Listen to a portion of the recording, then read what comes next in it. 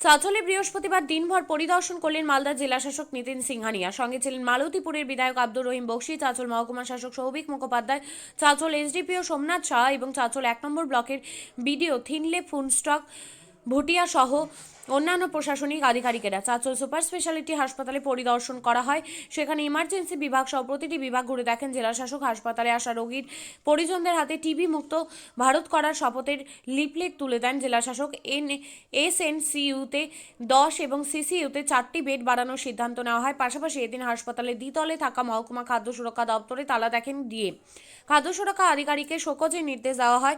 বারোগাছিয়াতে অবৈধভাবে চলা একটি রাসায়নিক সারও সিল করেন ডিএম।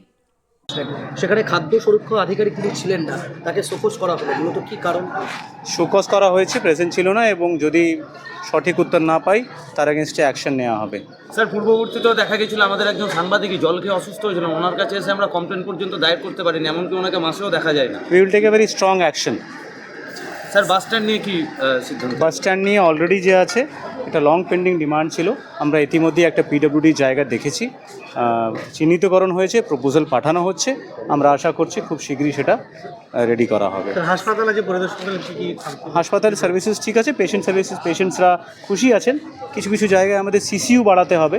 আমরা যেহেতু 4 বেডেড আছে এখানে, আমরা মার্চ মাসের মধ্যে সেটাকে 12 বেডেড করতে চলেছি। ডায়ালিসিস ইউনিট ইতিমধ্যেই আমরা 15 মার্চের মধ্যে চালু করতে চলেছি। এবং তার সাথে সাথে আমাদের যে এসএনসিইউ আছে, যেখানে ছোট ছোট বাচ্চারা থাকেন, তাতে যে আছে নাম্বার অফ যে আমাদের বেডস আছে সেটাকে আরও বাড়াতে হবে। তো তার জন্য একটা স্টেপ ডাউন ওয়ার্ড আমরা ইমিডিয়েটলি তার পাশেই চালু করতে চলেছি। একটি সারের দোকান আপনি সিল করলেন, কি অভিযোগ ছিল? ফার্টিলাইজার শপস লাইসেন্স ছাড়া আপনার ইনসেকটিসাইডস, পেস্টিসাইডস বিক্রি করছে। তার সাথে সাথে আরও অন্যান্য যে আছে, যে ইপস মেশিন ইউজ করা হয় সেটা ইউজ করা হচ্ছে না, তাদের এগেনস্টে ব্যবস্থা নেওয়া হয়েছে। আমরা এই ধরনের অভিযান পুরো জেলা জুড়ে। স্যার, রোগীর পরিবারেরা বলছে এখানে একটা পানীয় জলের ব্যবস্থা হলে ভালো হতো। হাসপাতালটা অলরেডি করা হয়েছে, জেলা পরিষদ করেছে, আমরা আরও ভালো করে সেটা উন্নত করব। নোংরা আবর্জনা নিয়ে কাজটা প্রায় শেষ হয়ে গিয়েছে। এবং কি দেখলেন আপনারা? পশ্চিমবঙ্গ সরকার এবং পশ্চিমবঙ্গ সরকারের সম্মানীয় মুখ্যমন্ত্রী সর্বদাই তৎপর আছেন স্বাস্থ্য নিয়ে। ফলে আমাদের যে আধিকারিকরা আছেন তারা সর্বক্ষণ ধরে এই ধরনের পরিদর্শনের মধ্য দিয়ে সবসময় যাতে স্বাস্থ্য পরিষেবাগুলো ভালো থাকে সেটা দেখার চেষ্টা করছেন। ডিএম সাহেব এসেছিলেন, ডিএম সাহেব দেখেছেন ব্যাপারটা, দেখে ওনার মনে হয়েছে যেটাকে আরও একটু উন্নত মানের করা উচিত। ফলে সেই ক্ষেত্রে তিনি হয়তো বলেছেন, আলোচনা করতে বলেছেন, সব কথা বলেননি, তিনি বলেছেন যে ওনার সাথে আলোচনা করে দেখো ব্যাপারটা কী আছে।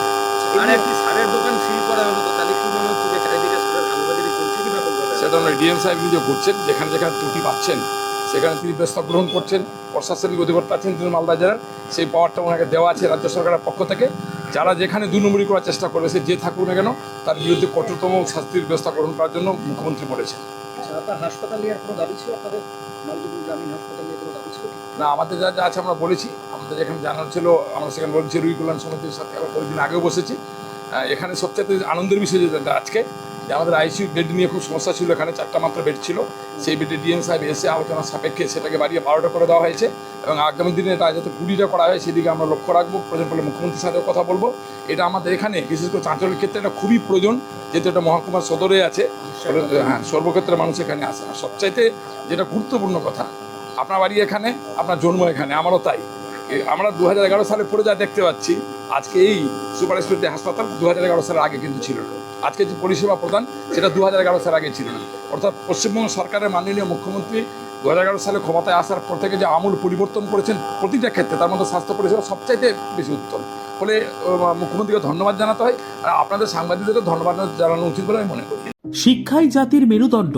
ছোট ছোট শিশুদের প্রাথমিক শিক্ষা পরিপূর্ণ না হলে আগামীতে সেই শিশুরা সঠিক পথে চলতে গিয়ে হোঁচট খায়।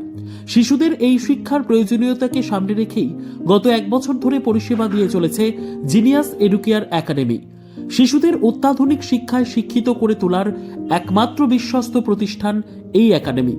এখানে অভিজ্ঞ শিক্ষক শিক্ষিকা দ্বারা যত্ন সহকারে মাতৃভাষা বাংলা মাধ্যমে পড়ুয়াদের শিক্ষা দেওয়া হয়।